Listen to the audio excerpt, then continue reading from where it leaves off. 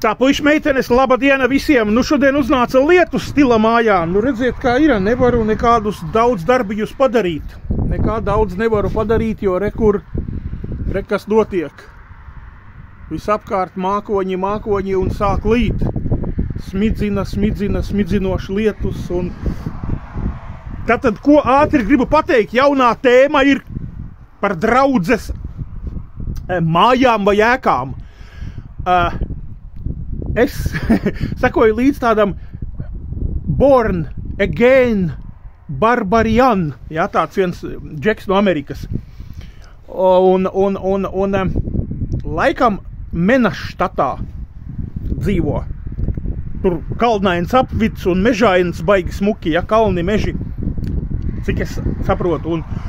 Un viņam ļoti daudz visādi video jau daudzus gadus, un es tur nesaku, ka es viņam arī atkal visam piekrītu, ko viņš tur stāsta, un es arī neesmu baigais spečuks, lai tur, nezinu, piekristu vai nepiekristu, nu labi, nu tas atkal ūdens, blā, blā, bet klausieties, vienu lietu gan man patīk, ko viņš savos video cilāja, un stāstīja, un es, uzķēru tos video, un tad tur, paklausījos.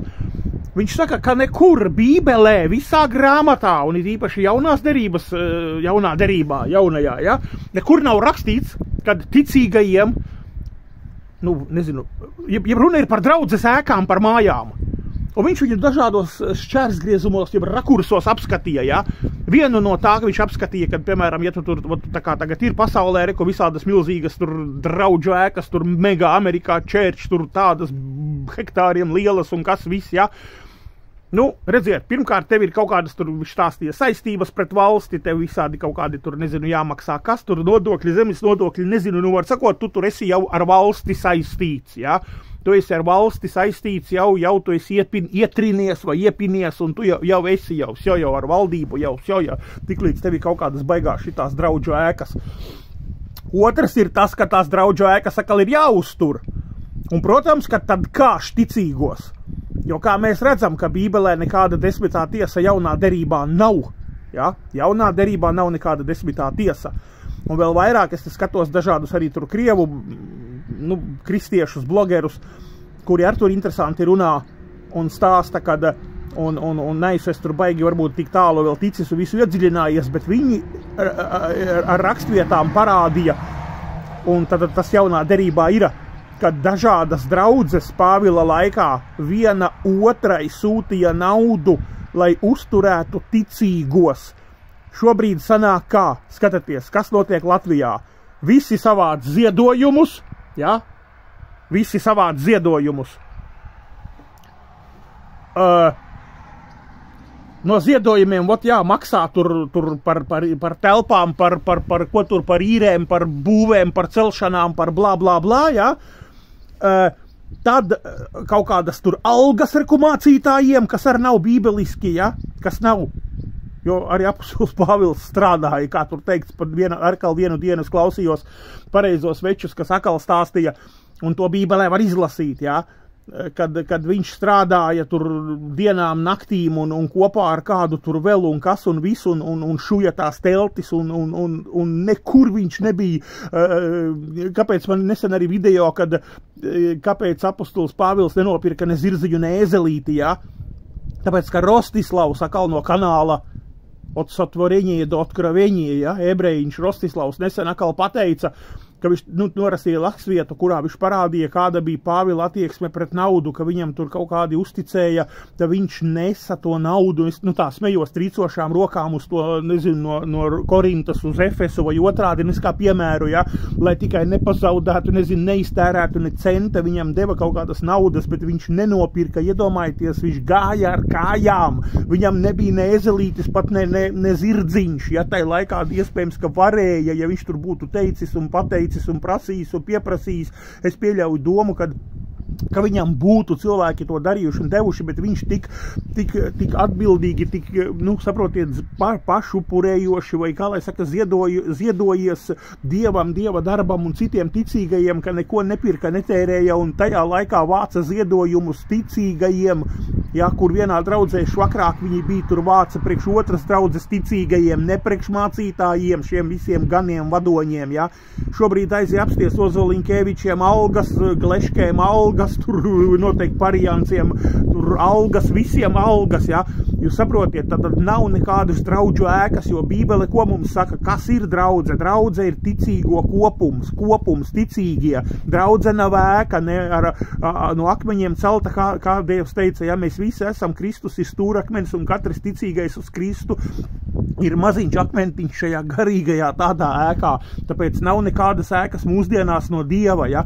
Te nesen arī Open Games ar kaut kādu džeku sēdēja studijā un baigi tur virsraksts kliedzoši. Kāpēc biežāk jānāk būtu uz draudzi, ja? Nu, mīļie cilvēki, ja? Nu, saprotiet, tur pieļauj domu, ka arī rāda Open Games Jēkabpils vai no kurienes viņš tur ir kaut kāda baigā ēka un kas un viss, tas taču atkal jāuztur. Tur ir apkopēji, tur ir ūdens, tur ir siltums, tur ir gaisma, tas viss jābleķo, nu, kur to visu dabūs. No debesīm tas viss nekrīt, ja? To visu tu lītās, kā Krievs saka, od prihožan, ja? No šitiem atnācējiem, ienācējiem vai garām gājējiem, kas šeit iestūrē, ja? No tiem taču to visu nokāš un paņem, ja? Tātad draudzes tāda kā ēka, un ko mēs vēl redzam apustuļu laikos, ka viņi taču salasījās sanāca pa mājām, viņi sanāca pa mājām. Visas kalpošanas, visas lietas notika tā pie viena, tā pie otra, tā pie trešā, ja, tas notika ārā, tur zem klajas debes pagalmā, nojumītē, nu, var sakot, bet pa mājām. Nekādas ēkas nebija jāceļ, nekas, jo tas šobrīd dažādos rakursos, ja skatās, tura pat tādā kā verdzībā un tādā kā nu, saistībās, ja tu esi uzcēlis ēku, un tad uzreiz mācītāji var manipulēt, mums reku vajag, mums tur pirmkārt uz par to celšanu, ja, davai ziedojiet, davai celsim, davai pirksim, davai tik tūkstošus, davai to, davai kačā tik ārā, davai dod, es taču tam visam gāju cauri, ja, vai ne? Un tā kā es nezināju agrāk, es pat iedomājieties, 90. gados amerikānis atbrauc dibināt draudzi,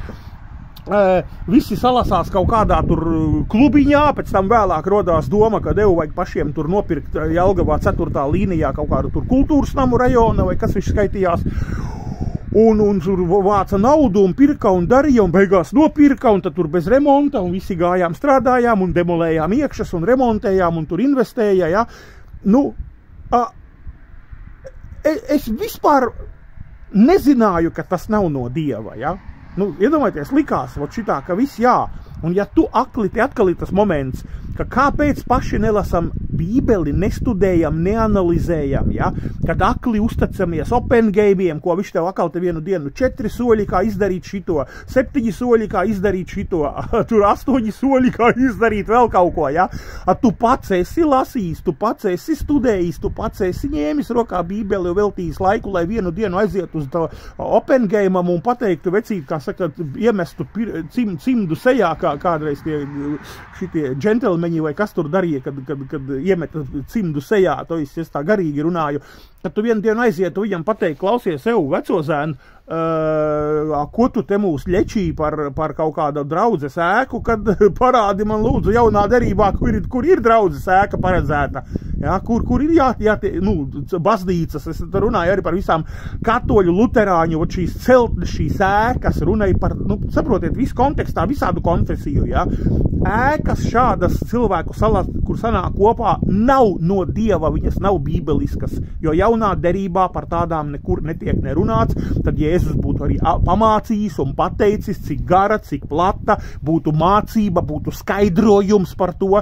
Tāda skaidrojuma ne no Jēzus, ne no apostuļiem nebija. Tā kā, te atkal mans veistījums par draudžu ēkām šodien.